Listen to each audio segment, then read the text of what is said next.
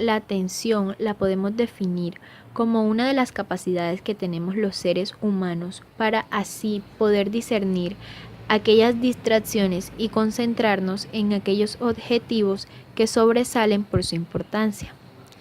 Esta es primordial tanto para la percepción como para la coordinación motora. La atención la podemos localizar en el hemisferio cerebral izquierdo y esta se mantiene en el hemisferio derecho.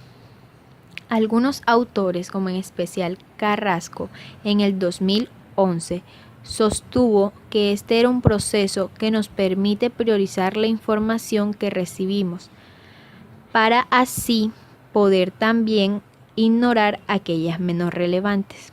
Mientras tanto, William James en 1890 definió la atención en aquello que consiste en tomar posesión de la mente de una forma clara y vivida. A lo largo de la historia, diferentes pensadores han entendido el concepto de la atención de diversas formas, empezando desde los presocráticos.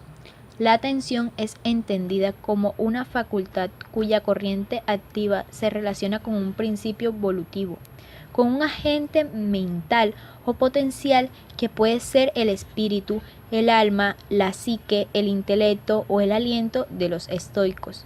Más tarde, Parménides y Empédocles, cuya teoría de los rayos cognitivos se puede entender como un ingenuo modelo de la atención voluntaria. El estudio de la atención constituye una de las prioridades de la psicología experimental durante el siglo XIX, tras el amplio desarrollo que experimentó el estudio de otras funciones cognitivas como el lenguaje y la memoria. La atención se clasifica en involuntaria y voluntaria. Los procesos más pasivos relacionados con la atención involuntaria se localizan en las áreas más profundas del encéfalo, mientras que los que requieren un mayor grado de selección voluntaria se sitúan en las áreas corticales. La atención involuntaria está relacionada con la aparición de un estímulo nuevo, fuerte y significativo, y desaparece casi inmediatamente con el surgimiento de la repetición o monotonía. La atención voluntaria es la capacidad de concentrarnos en un estímulo de manera voluntaria. La atención voluntaria se clasifica principalmente en sostenida, selectiva, alternante, focalizada, excluyente y dividida. Los modelos de atención.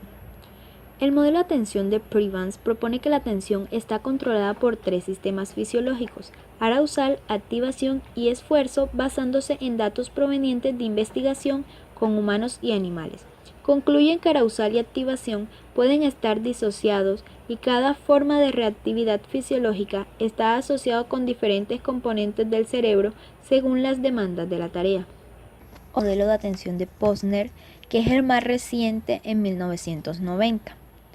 Este se basó en la importancia de los tres componentes principales de la atención: visoespacial 1, orientación hacia el estímulo 2, detención de las señales para procesamientos focalizados conscientes y 3, mantenimiento de un estado de vigilancia alerta. Ellos identifican tres redes diferentes dentro del proceso de atención, que sustenta las vías visuales e incluso el corteza parietal, los núcleos talámicos, pulvinar y reticular y el colículo superior, y sería responsable de localizar y orientar los estímulos en el espacio. Otro de los modelos de atención es el de Mirsky. Y su colaboración en 1991 ha intentado derivar componentes separados de la atención mediante medidas clínicas de la atención, con un claro éxito en estudios con muestras de adultos y niños. Específicamente, su primer esquema proponía 4 componentes diferentes de la atención: sostenida, focalización, ejecución, codificación y cambios o alternancias, que han sido confirmadas por diversos estudios mediante análisis factorial de datos proporcionados por test neuropsicológicos en muestras de adultos y niños. Neurobiología y neurofisiología de la atención. La atención es un proceso multimodal que involucra la actuación de diversas estructuras del sistema nervioso central. Las bases neurobiológicas de la atención estarían localizadas en cada una de las unidades funcionales. El funcionamiento del proceso atencional implica la participación de varias estructuras cerebrales. Primero, la formación reticular. Se encuentra en el centro del tallo cerebral y se asocia con el almacenamiento de un estado de alerta en las personas, insertadas a su vez en función más complejas, regulación del sueño y vigilia. 2. Los colículos superiores. Su función es asociada con el control de los movimientos oculares y llevar los estímulos externos al campo visual. 3. Tálamo. Regula la atención selectiva, así como también filtra información para que después pueda ser procesada por otras estructuras. 4. Giro cingulado. Participa incorporado un contenido emocional a la información recibida para que de esta manera pueda dar una respuesta adecuada. 5. Lóbulo parietal. Participa en el procesamiento y uso de los aspectos especiales de la atención. Se cree que es como un mapa que orienta y dirige a la atención hacia los estímulos que intenta localizar. 6. Lóbulo frontal. Participa en la regulación de todos los procesos psicológicos.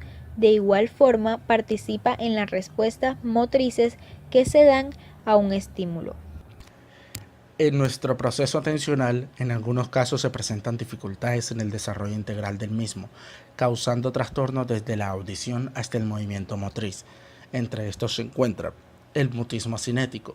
Es un severo trastorno atencional que fue descrito inicialmente por Keynes en 1941 para definir una grave alteración del estado de vigilia que se acompaña de profunda apatía, falta de iniciativa psíquica, motora o verbal e indiferencia frente a todo tipo de estímulos. Los pacientes carecen de movimientos espontáneos y no responden a órdenes, preguntas o estímulos, permaneciendo en silencio. El síndrome de epinegligencia. Este síndrome es un trastorno atencional que sorprende por su sintomatología, ya que el sujeto ignora sistemáticamente la mitad de su espacio atencional. Se caracteriza por el fracaso en atender a los estímulos visuales, táctiles o auditivos presentados en el lado opuesto a la lesión, sin que pueda atribuirse dicho fracaso a daño cerebral en las áreas primarias ni a dificultades de ejecución motora. Se presenta más frecuentemente y con mayor gravedad tras lesiones del hemisferio derecho, siendo característica la ignorancia de la información sensorial situada contralateralmente. El síndrome confusional es un trastorno orgánico cerebral de presentación súbita, curso fluctuante y duración generalmente breve, que se produce como consecuencia de la claudicación mental del enfermo. Un variante del síndrome confusional es el delirium, que se define como estado confusional agitado con manifestaciones de hipertensión, midriasis o taquicardia y temblores. El estado confusional se presenta más que todo en personas de edad avanzada, especialmente si presentan cierto deterioro cognitivo previo. TDAH. Sus tres características nucleares son la dificultad para mantener la atención, la impulsividad o la hiperactividad, aunque también son frecuentes otros síntomas no nucleares que suelen ser como las dificultades de aprendizaje, las alteraciones emocionales y trastornos de conducta. Según sus manifestaciones, existen tres modalidades de TDAH. La primera sería el tipo combinado, que es cuando tanto los síntomas de inatención como los de hiperactividad e impulsividad están incrementados de manera significativa, o solo el predominio del déficit de atención, o el predominio de la hiperactividad e impulsividad. Existen varios test o pruebas para evaluar esta función cognitiva, entre los cuales se encuentran la escala de coma de Glasgow, que sirve para medir el estado de alerta. La evaluación del nivel de conciencia es el parámetro más importante que debe tenerse en cuenta. Esta utiliza tres parámetros, los cuales son la respuesta verbal, la respuesta ocular y la respuesta motora. El puntaje más bajo en esta escala son 3 puntos, mientras que el valor más alto es de 15 puntos. Debe desglosarse en cada apartado y siempre se puntuará la mejor respuesta. El test de Stroth, que sirve para evaluar la atención selectiva. Durante este test se le presentan al sujeto nombres de colores cuyas letras están coloreadas de un color distinto al que nombran. Por ejemplo, la palabra rojo aparece pintada de color verde. El sujeto debe decir en voz alta de qué color está pintada la palabra. El test de Stroth demuestra cómo el tiempo de reacción ante una tarea se ve incrementado por la interferencia entre dos estímulos en una tarea de corte selectivo. El Try Marking Test o TMT sirve para la evaluación de la atención alternante. En el TMTB, una serie de 25 círculos se presentan distribuidos al azar, cada uno con un número. Se debe unir de manera ascendente y alternante los círculos, que en este caso contienen 13 números y 12 letras. Por último se encuentran las tareas de escucha dicótica, que evalúan la atención dividida. Durante una prueba de audición dicótica estándar, a un participante se le presentan dos estímulos auditivos diferentes simultáneamente. Los diferentes estímulos se dirigen a diferentes oídos a través de auriculares. Se pide a los participantes que presten atención a uno o a ambos estímulos y más tarde se les pregunta sobre el contenido del mensaje que se les pidió que atendieran o el mensaje que no se les dijo que escucharan. La rehabilitación. En la rehabilitación se evalúan diferentes componentes relacionados con la atención. En cada uno de ellos se puede realizar ciertas actividades o tareas para el mejoramiento de estas funciones cognitivas. A continuación se presentarán diferentes tipos de atención con sus respectivas actividades o tareas. Primero, atención focal. Es la capacidad para enfocar la atención a un determinado estímulo y sus propiedades.